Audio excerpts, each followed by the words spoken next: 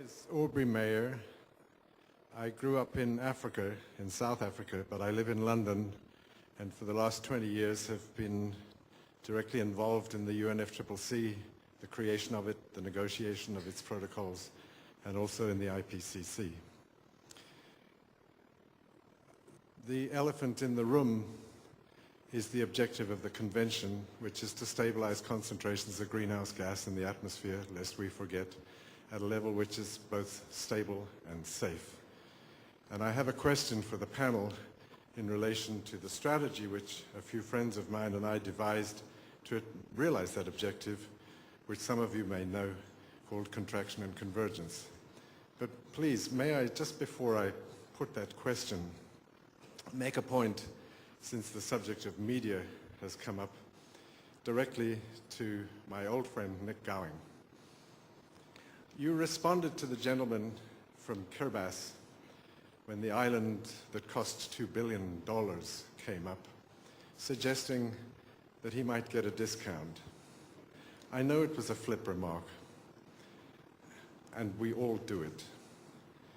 But that actually speaks to the heart of the tragedy that we're already involved in, which is, if you really understand what the gentleman for Kiribati, the Maldives, Aosis, and many other places are saying, if you understand their message, it is they who are providing the discount of their lives being lost to climate change, because we are all captured in an economic system globally which prioritizes economic growth over every other thing, and has already, on the record, conducted through the UN an economic cost-benefit analysis of climate change, which proved, because this is literal, it's important people that know this, that it was cheaper to adapt to climate change than to prevent it, because the mortality costing was basically rich people to poor people at a ratio of 15 to 1. Could I ask you to put a My question is about contraction and convergence, which was explicitly to repudiate that ludicrous, genocidal economic arrangement.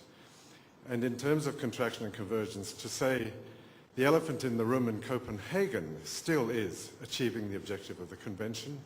The UNFCCC executive itself said in 2003 that achieving it is inevitably dependent on performing a full-term contraction and convergence event.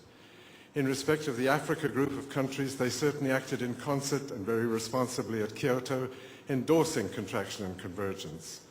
In respect of the Asia Development Bank, very recently they published a very high-level statement, it was called, with many illustrious people signed up to it, saying that contraction and convergence solved this problem globally. And the point is, it's very simple to understand. To achieve the convention's objective, you have to have a deep contraction globally of emissions, and the sharing of that globally will be equal per person.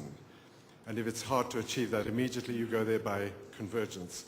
Now, my question to you all is, if you're going to go to Copenhagen with a strategy, will you please primarily be guided by that focus, that what is primarily required is the prevention of dangerous runaway climate change and the establishment clearly of that principle in that UN negotiating process from Copenhagen onwards? Thank you.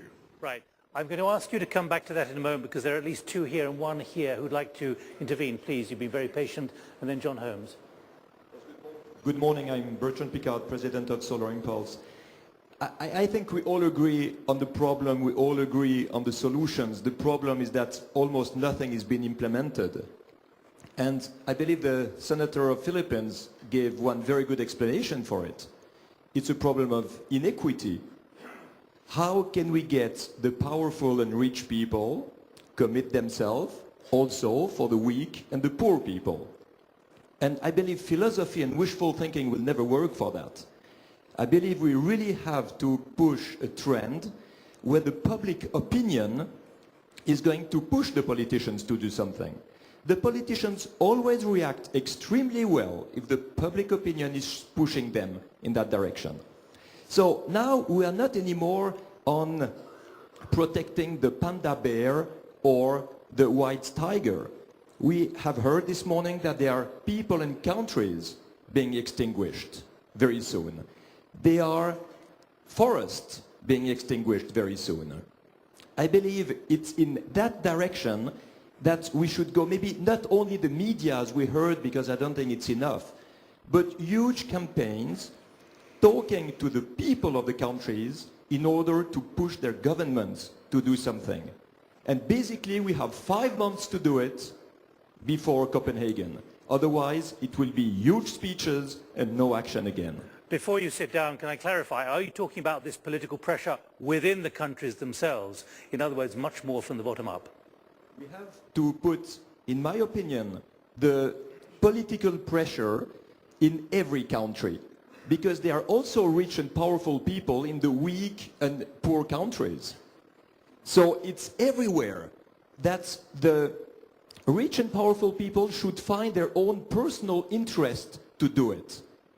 If they are finding some profit in doing it, they will do it. If they find some people voting for them, they will do it. If they get good compliments in the media, they will do it. But if they don't find a personal interest, they will not do it. So let's give them an interest to do it. Let's give them an advantage. Let's push a trend that will make these people feel well because they commit themselves. Thank you. Could you pass the microphone back to Sir John Holmes, please? I'm the Emergency Relief Coordinator, and I was chairing the Global Platform on Disaster Risk Reduction, which Senator Legarda was talking about just now. Just 3 quick points perhaps to bring us back to the current consequences of climate change as opposed to the mitigation agenda. I mean, I think it's very easy to fall into fatalism and the feeling you can do nothing about this. Actually, we can do something about it. Of course we can do something about it, emissions, as people have just been saying, and we have to do that. That's absolutely fundamental. But we can also do things about the current consequences of climate change by measures such as disaster risk reduction. You can't stop the natural hazard, you can't stop the flood, the cyclone, the drought, at least not easily until you sort emissions out, but you can make sure that it doesn't turn into a total disaster by what you do in terms of action on the ground, in terms of reforestation, water management, making sure people don't live in floodplains, all the measures that we can take and must take. The second point, therefore, is that if we're going to achieve that, there has to be some resources there. If there's going to be some resources there, we have to make sure that in Copenhagen we're not only talking about mitigation, reduction of emissions, fundamental that is, but we're also talking about adaptation. Adaptation doesn't drop off the agenda as it tends to do. And we have to get that message across to the negotiators in Copenhagen, the national experts, the international experts, so they all get together, so that there's no gap between the climate change negotiators on the mitigation side and the disaster managers as well. They're all together and it's one negotiation. And if that negotiation about adaptation is going to succeed, there's got to be resources to go with it, which is a third point. Of course, we can do things, as Loren Legarda was saying, like putting 10% of what we pay for disaster risk reduction, response to disasters and reconstruction after disasters to disaster risk reduction, or 1% of development aid. But that isn't going to be enough, and it also leads you into a real problem about an argument between development and climate change efforts. I mean, they're not in contradiction, but they can be put there if we're not careful. So we need to have some kind of adaptation financing mechanism which is much more automatic and generating much more resources by using part of the proceeds of carbon emissions trading, carbon taxation, whatever the mechanism might be. It's got to be there, it's got to be automatic and generating resources that can then be used to address the consequences of climate change for people right now. Let me pick up on those 3 points. We heard contraction and convergence, the need for much more pressure on that from you as nations at risk, the political pressure in any country, more bottom-up pressure, more from the public. You talked, Senator Legarda, about the problems on logging that you would face, even though it's recognized as a significant problem. And that final point about more adaptation on these issues. Mr. President.